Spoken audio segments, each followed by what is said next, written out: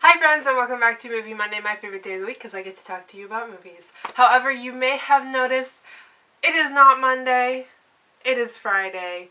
There is a reason for that. So if you missed my live stream on Monday, I had a family emergency last week that I had to take care of that kept me from watching all the movie roulette videos and having time to sit down and record a video and edit it so that I could export it and get it up on time on Monday. So we did a live stream instead. You can go back and watch that. It is still on my channel. I talked about Christmas movies, so if you're interested in that, you can go back and watch that video. However, I am ready to talk about my movie roulette videos for the last time this year and review a really great movie. So let's get started so I don't waste any more time. I don't want to make this very long. The thing that I wanted to talk about this week is Lady Bird. So let's get into that review. So for those of you who don't know, Lady Bird is an independent movie set in the early 2000s about an artistically inclined 17-year-old who's coming of age in Sacramento, California, her relationship with her mom, her relationship with boys, and it is directed by Greta Gerwig, who also wrote it, and it stars Saoirse Ronan, Laurie Metcalf, Tracy Letts, and many other wonderful people. This is an independent movie, so it's showing in smaller theaters. It's not going to show in like your major theaters. So here in Des Moines, we'd go to Floor Cinema, or in Kansas City, you can see it at the Tivoli. This is definitely one that you should check out.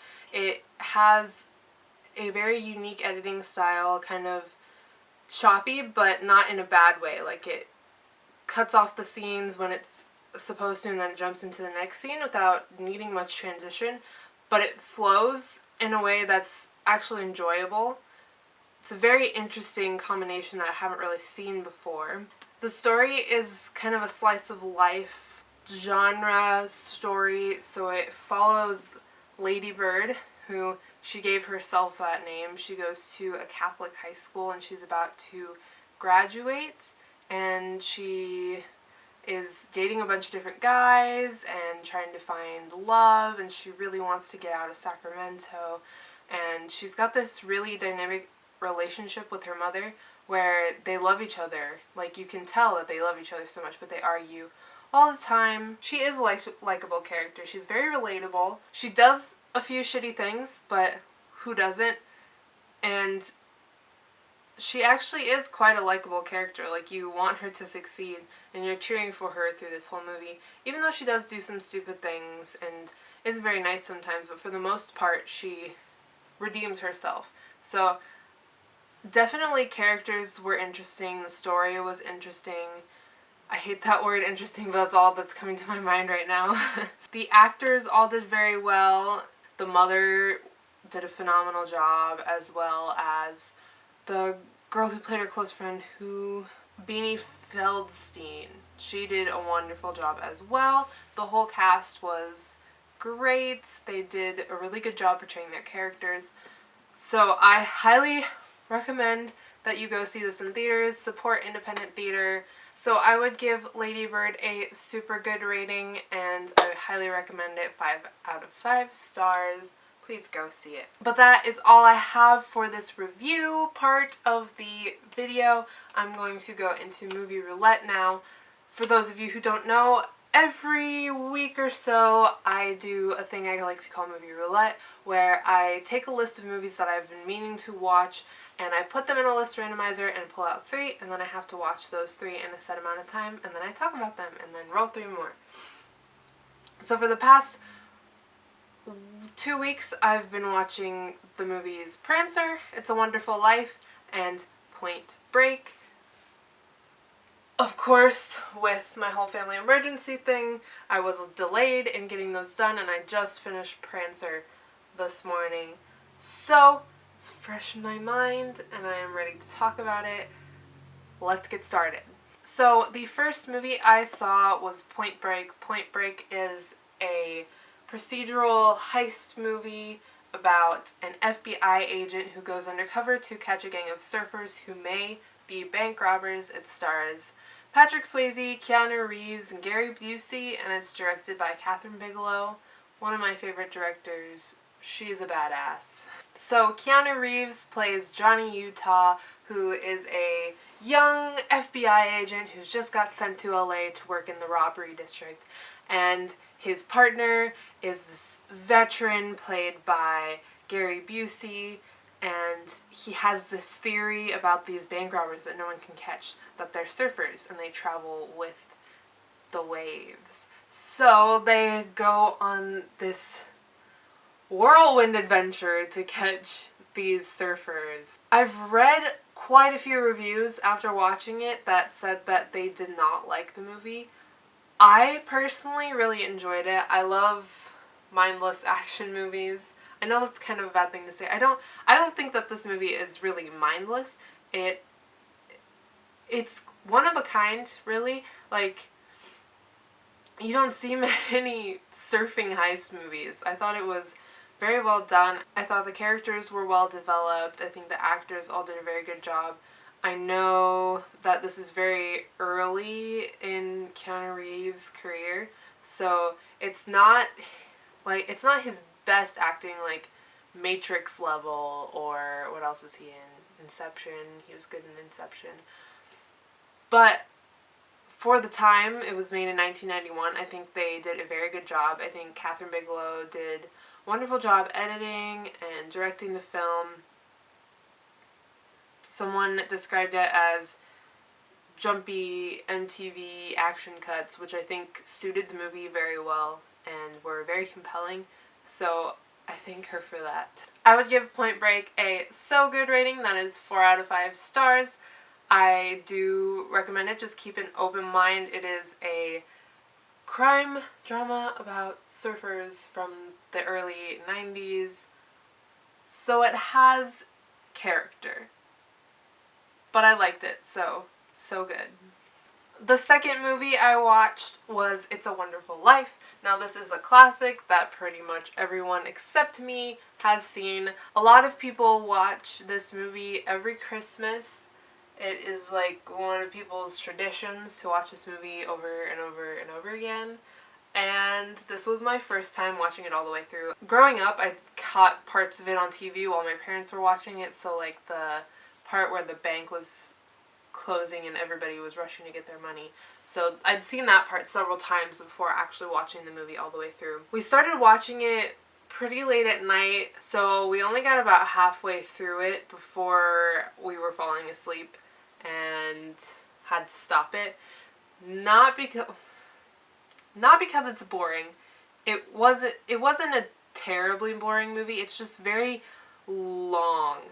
However, I didn't feel like there was much that they could cut out to make it any shorter, because everything that was in the movie was essential to the plot. Like, it was important to see that he was doing all these good things for people to build his character, as well as moving the plot along. It was just long and drawn out, which I find to be characteristic of a lot of older movies, which is why I don't tend to like them. However, I didn't hate this movie. I know it's a favorite of a lot of people, so I'm sorry if I'm offending you by not liking it that much. I still feel like I have to watch it more to really appreciate it. I'm still pretty young. I'm only 20, so I have time to have it grow on me. My mom said it took a while for her to grow on her, so I still feel like I might like it better with time, but that is still to be seen. I did think the movie had a great message, and I thought it was very well done. I thought the acting was all very good. For a previous movie, Roulette, I watched You Can't Take It With You, which James Stewart also was in. So the first thing I noticed when watching the movie was that it was him. His voice is very recognizable. So I've now seen 2, and I know that I'm pretty sure that I'm going to see at least 2 more movies with him in it.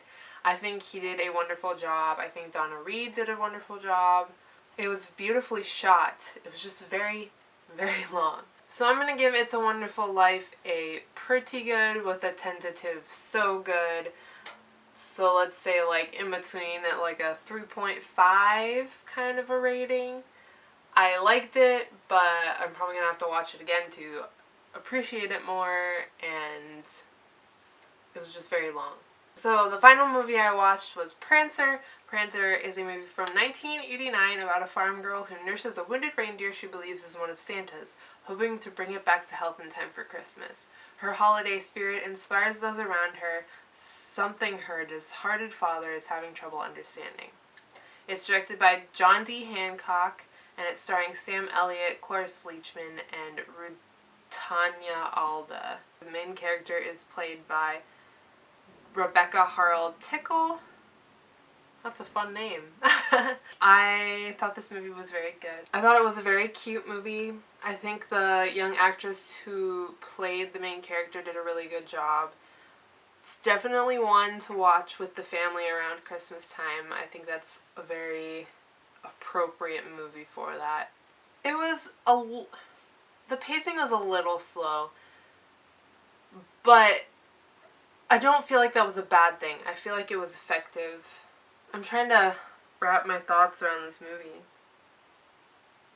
I just finished watching it, so I'm just still kind of processing. I'm going to go ahead and give this movie a so good rating. That is 4 out of 5 stars. I will probably watch it again if it's on TV.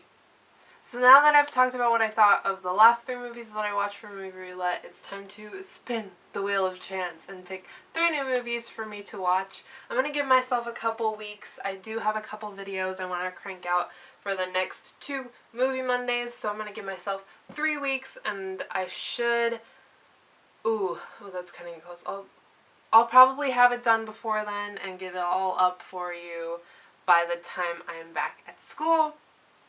So, let's get started. I have first put my movies to watch list into the list randomizer. This is a list of movies that I have been meaning to watch that are critically acclaimed, or when I say I haven't seen it, people are like, what, you haven't seen that movie? Not necessarily ones that I'm like particularly interested in, but I feel like I should watch them to have the knowledge of them. So I'm going to go ahead and pick one from this. So the first movie I'm going to be watching for January 15th is Requiem for a Dream.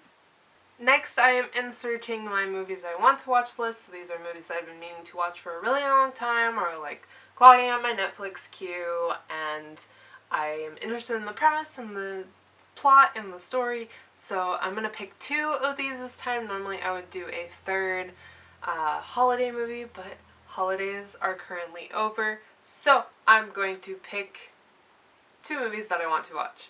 Ooh, okay. I'm excited about this. I'm really excited about this. I'm going to be watching West Side Story and Moonrise Kingdom. I believe Moonrise Kingdom is a Wes Anderson movie. This might be my first Wes Anderson movie. Let's find out. Yes, it is a Wes Anderson movie. This will be my first ever Wes Anderson movie. Let's go.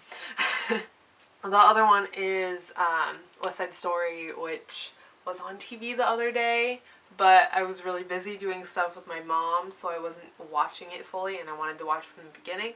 So I'm pumped. I'm ready to watch West Side Story. I've never seen it on stage or in the movie, so I'm really excited about this. Super excited.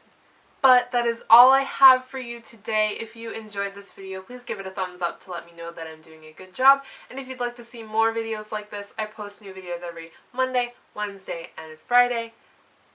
And you can see those by subscribing down below and hitting the little bell button so that you get notified whenever I upload. But until next time, I hope you have a great day, week, month, and rest of your year, and I will see you on Monday. Bye!